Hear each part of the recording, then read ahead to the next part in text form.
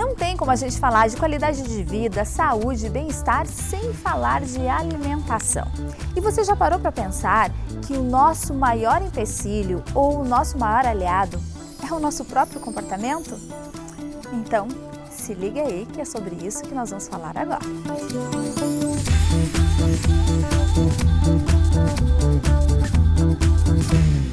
Juliana, quando a gente resolve partir para uma alimentação mais saudável, é o nosso comportamento que é determinante para isso? O que é a abordagem comportamental na nutrição?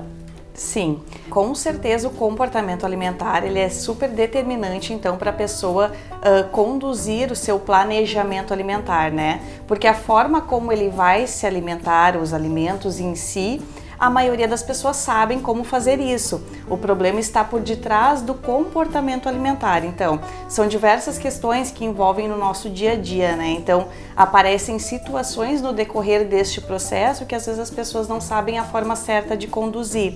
Então, entra um nutricionista comportamental justamente para trazer técnicas de aconselhamento, então, direcionado para este paciente, né? Então, visando o objetivo dele, né? Seja de emagrecimento, hipertrofia ou melhorar a qualidade de vida dele como um todo.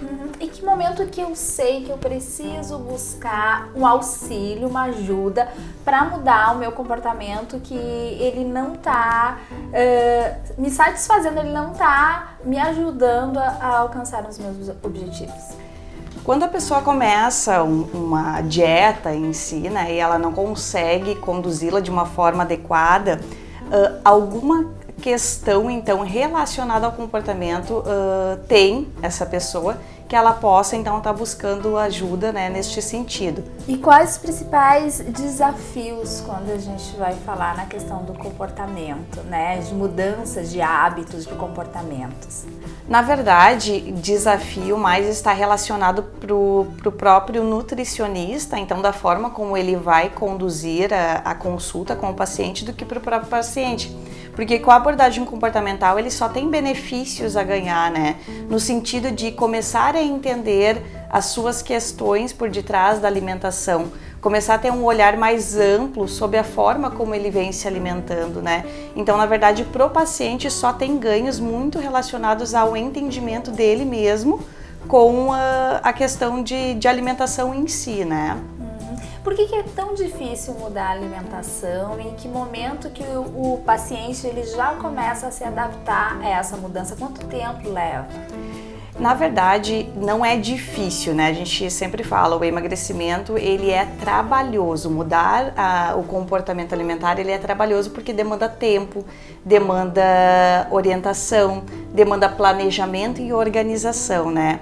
Então, primeiramente, um dos pontos principais é o paciente se organizar, entender o que é na rotina dele que está adequada ou não, né? Baseado nisso, então, o paciente vem, traz, então, quais são as suas maiores dificuldades em relação à alimentação e assim vai se trabalhando para que mude esses hábitos que a gente considera, então, digamos assim, não inadequados ou, né, que possa estar melhorando e a gente trabalha em cima de metas, estratégias, aconselhamento para que ele possa dar continuidade no tratamento de uma forma que seja flexível para ele mesmo.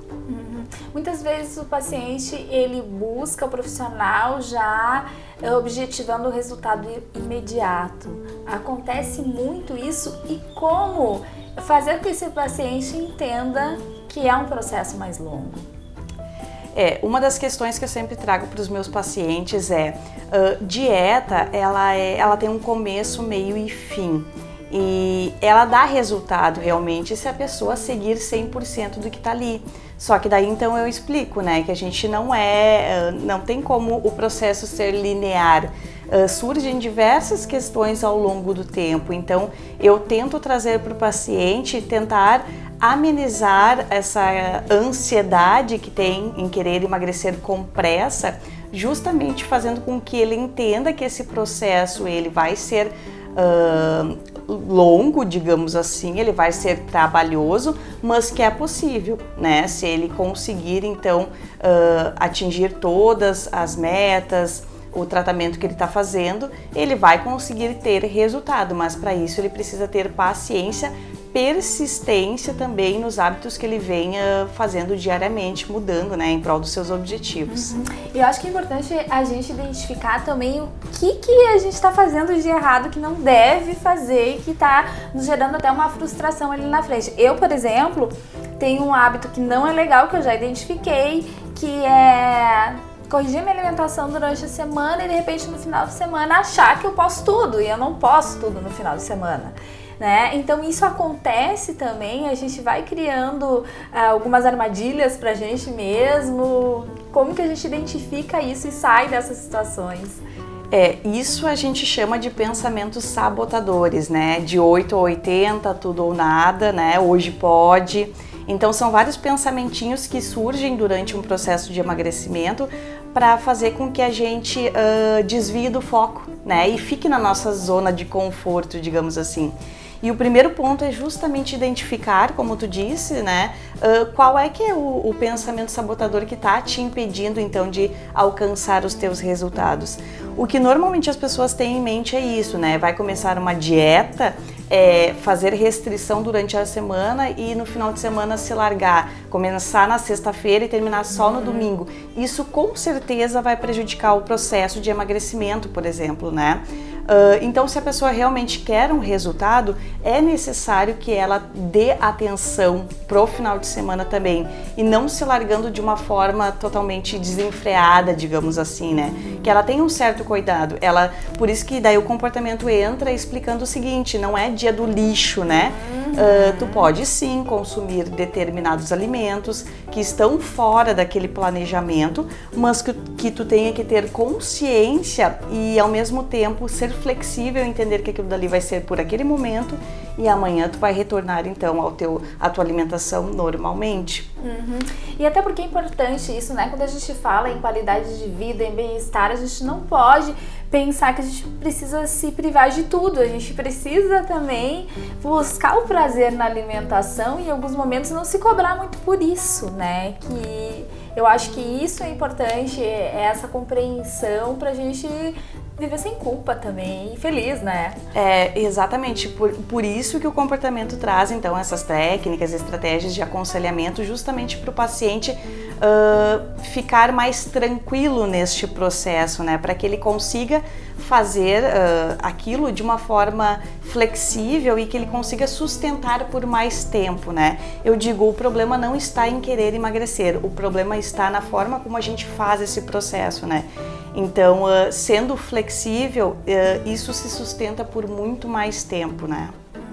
E mais importante até do que querer emagrecer ou emagrecer é a gente ter uma vida saudável, uma alimentação saudável, voltada para alimentos que possam nos agregar, né? E não é porque tu é magro que tu tem uma saúde, né, boa, enfim, e nem ao contrário. Então o importante é focar realmente na alimentação e no equilíbrio, é isso? Exatamente. Então a pessoa pode consumir de tudo, né? É uma das questões que eu sempre explico para os meus pacientes, só que com certeza a gente vai ter que dar prioridade para uma alimentação mais saudável, independente do teu objetivo, se é saúde, qualidade de vida, hipertrofia, emagrecimento, focar sempre na base da alimentação, que são alimentos mais naturais possíveis, são aqueles que são vindos da terra. E é claro que em determinados momentos, então entrando da questão da flexibilidade, é saber que vai ter momentos que tu vai se permitir, porque nós somos seres humanos e a gente tem vontades, né? E a comida está muito relacionada à questão de prazer, né? Então vai ter esses momentos que com certeza tu vai poder se permitir, mas na maior parte do tempo, sim, ter esse entendimento de que a alimentação tem que ser mais saudável possível, justamente não apenas pro emagrecimento, mas para a saúde como um todo. E às vezes tem um certo tabu em relação a alguns alimentos mais saudáveis, né? Eu não vou gostar, não quero nem experimentar.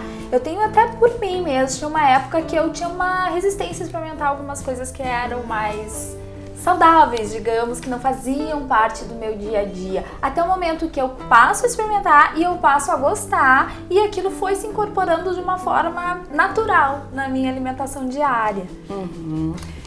O que acontece? A gente está com um paladar acostumado, né? Digamos assim, habituado. Quando tu inicia com novos alimentos, tu está experimentando novos sabores. E até a gente se adaptar a esses novos sabores demanda um tempo, né?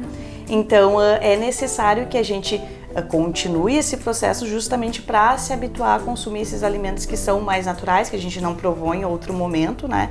Porque a gente foi criado de uma determinada forma, consumindo alimentos mais processados, né? Principalmente ali na fase da infância, da adolescência, né? Da questão de ter mais alimentos disponíveis, que eram mais industrializados e que era mais novidade para a nossa sociedade. Hoje está se resgatando muito essa questão da alimentação mais saudável, né? Então buscando coisas de muito antigamente, dos nossos avós, de plantar, de colher, de comer aquilo que vem da terra, né? Então por isso que para nós hoje está sendo mais difícil, né?